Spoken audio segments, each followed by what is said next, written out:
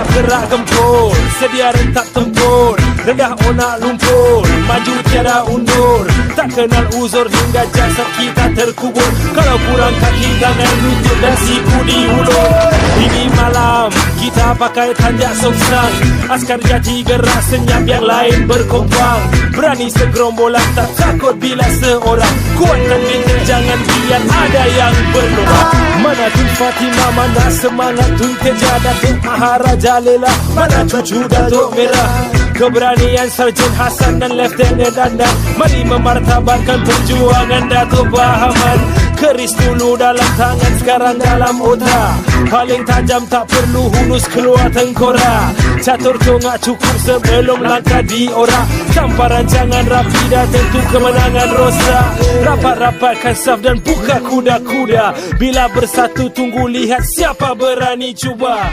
Yang akan datang menaruh pada yang semasa. Bangkitlah Nusantara. Dari tanah nak ke awan, idam kayangan, namun diuji.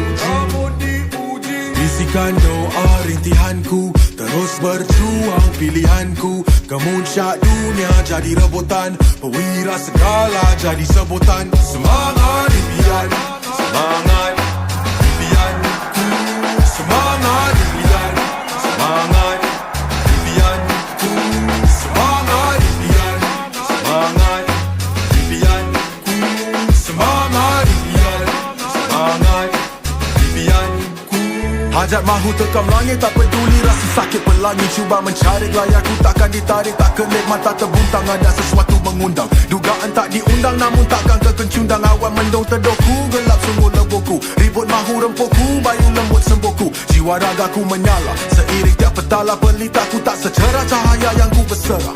Mahukan petua, nak nasibku berubah. Berangan tu percuma, kaki berkuda tua. Perasaan terlahir, kalau aku fakir. Mahu ubah takdir, let's go get it. Doa sujudkan, tiap rintangan, bagai hujan menimpa bumi. Bisikan doa rintihanku, terus berjuang pilihanku.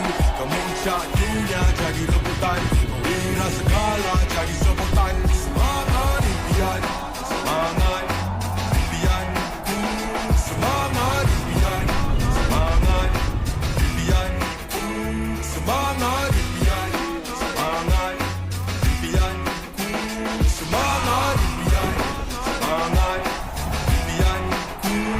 Dari tanah nak ke awan, idam kayangan, namun diuji.